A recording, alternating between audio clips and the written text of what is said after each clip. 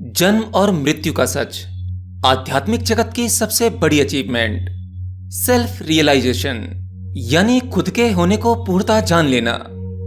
यही वो तरीका है जिससे बर्थ और डेथ की साइकिल से बाहर निकला जा सकता है। स्वयं की खोज में पहला स्टेप जो है वो है खुद को शरीर न मानना। अब सवाल ये उठता है कि अगर हम खुद को शरीर नहीं मानेंगे तो भला और क्या मानेंगे? अगर हम शरीर नहीं है तो हम क्या हैं? क्या हम आत्मा हैं? केवल इतना मान लेने से ही कि हम आत्मा हैं, शरीर नहीं, क्या हम आत्मज्ञान पा सकते हैं? नहीं। किसी भी कॉन्सेप्ट को मान लेना यह केवल बाहरी शब्दावली है। नॉलेज के तौर पर यह बातें अच्छी तो लगती हैं, लेकिन क्या कभी आपको इनका एहसास हो पाता है?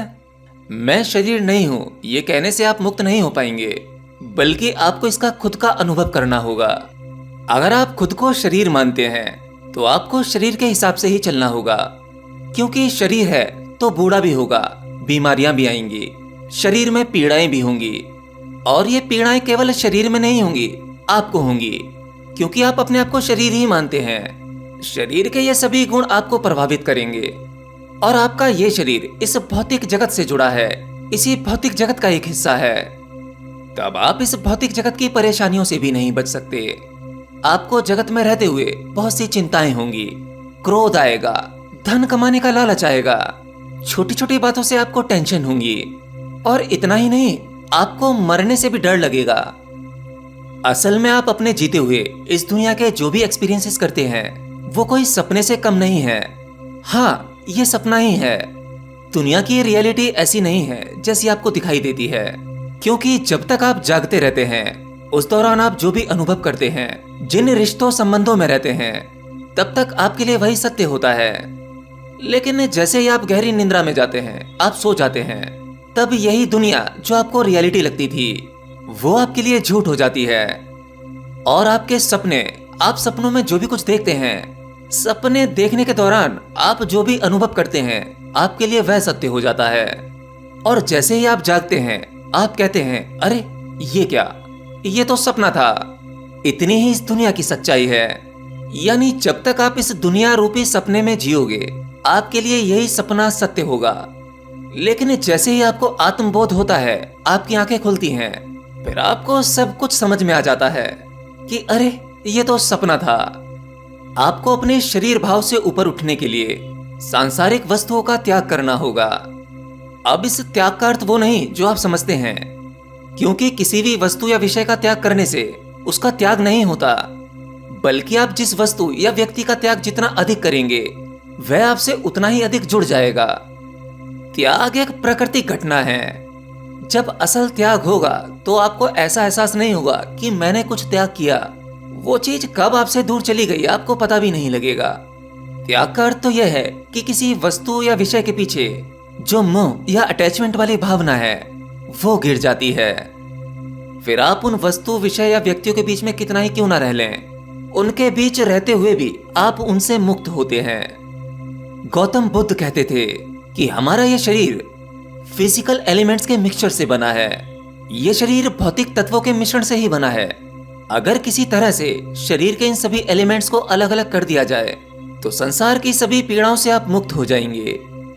भगवान श्री कृष्ण भगवत गीता में कहते हैं, ये भौतिक तत्व ही सब कुछ नहीं है।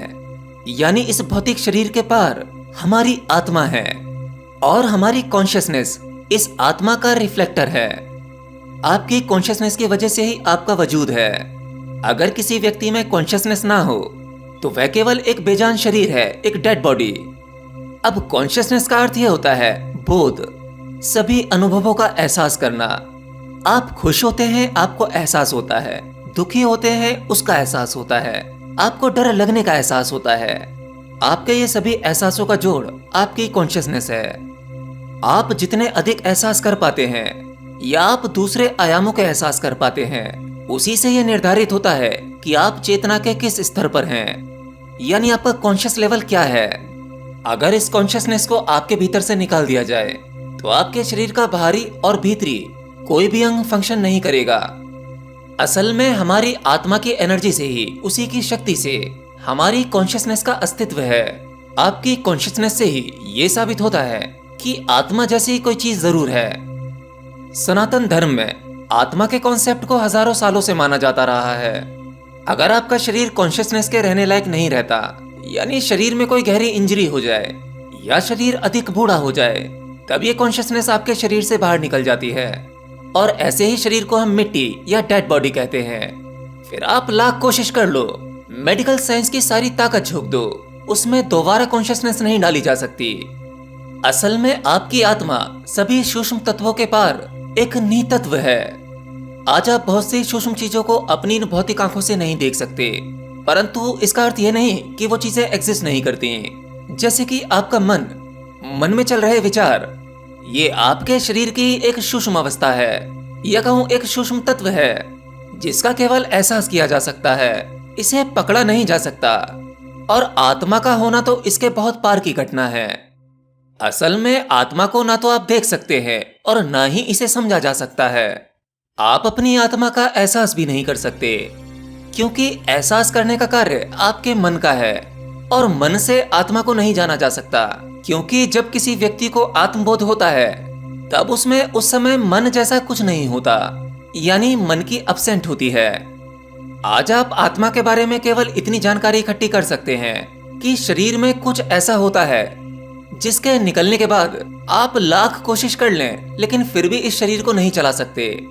उस आत्मा के निकलते ही शरीर का डिकम्पोज होना शुरू हो जाता है, यानी आपका शरीर सड़ने लगता है। अब इस शरीर के निर्माण के लिए आत्मा की उस शक्ति से आपने जो तत्व इस प्रकृति से उठाए थे, ये प्रकृति उसे वापस ले लेती है। हमारे योगी, ऋषि मुनि या आत्मज्ञानी वर्षों से एक ही बात कहते आए हैं कि हमारे सभी सांसारिक दुखों का कारण हमारा इस शरीर के साथ गलत पहचान होने के कारण है। यानी हमारे लिए हमारी पहचान जो हमारे शरीर के साथ है वो वैसी नहीं है जैसे उसका मूल स्वरूप है। जिस प्रकार से संसार की कोई भी चीज चलायमान है, यानी स्थिर नहीं है, ये जगत परिवर्तनशील सत्ता का ही हिस्सा है, उसी प्रकार से आपके सुख दुख ये भी परिवर्तनशील हैं। इसलिए आपके जीवन में सुख दुख आते जाते रहते हैं। संसार का कोई भी मनुष्य सुख दुख से बच नहीं सकता, परंतु जैसे ही कोई मनुष्य अपनी सत्ता को उस अपरिवर्तनशील सत्ता के हाथों में देता है, वैसे ही वह संसार की सभी दुख और पीड़ाओं से मुक्त हो जाता है। फिर उसके जीवन में दुख और पीड़ाएं आएंगी तो सही, लेकिन वो दुख पीड़ा उसे नहीं होंगी, वो उसके शरीर को होंगी या उसके मन को होंगी। लेकिन एक आत्मबोधी व्यक्ति शरीर और मन तो रहता ही नहीं है, वह उसके पार निकल जाता है। इसीलिए वह संसार के सभी दुखों के पार हो जाता है। जन्म और मृत्यु ये भी इस परिवर्तनशील सत्ता का ही हिस्सा है। इसीलिए आप अपनी मृत्यु से भयभीत होते हैं, क्योंकि आप मृत्यु को नहीं जानते। मृत्यु के समय एक बड़ा परिवर्तन घटता है। आपके द्वारा देखा गया एक लंबा सपना, वह सपना टूटता है, लेकिन इस सपने का एहसास आपको तभी होगा जब आप मृत्यु के समय भी अपने आप को होश में रख पाएं। जब मृत्यु के समय आप होश में होंगे तो आप यह जान पाएंगे मृत्यु हुई वो घटना क्या थी जिसे आप आजीवन मैं कहते रहे। आपका शरीर ये तो छूट गया, गिर गया, आपकी यात्रा कहीं और आगे बढ़ गई। आपने शरीर गिरते हुए देखा, ये दुनिया छोड़ते हुए देखा, तो भला मरा कौन? अपने जीते जी जिस मृत्यु से आप डर रहे थे कि सब कुछ खत्म हो जाएगा, मैं नहीं रहूंगा, लेकिन वो मैं तो अब भी जिंदा है। शरीर गिर गया है, आपको हर एक चीज का एहसास हो रहा है। मतलब अगर आप मृत्यु के समय अपने आप को जागृत अवस्था में रख पाए तो आप अपने अगले जन्म में चाहकर भी नहीं मर सकते। आपके लिए मृत्यु जैसा कुछ नहीं होगा, और वैसे भी यहाँ मरता कुछ नहीं है। सभी ऊर्जाएं परस्पर अपनी फॉर्म बदलती हैं। आपने भोजन को खाया, भोजन में से जो तत्व, जो ऊर्जा आपको मिली, उससे आपके शरीर का निर्माण हुआ। यानी भोजन अपना बलिदान करके आपके शरीर का निर्माण करता है, और जब आपका शरीर मरता है तो आपकी ऊर्जा कुछ और निर्माण करती है। ऐसे ही ऊर्जा अपना रूप बदलकर आती जाती रहती है।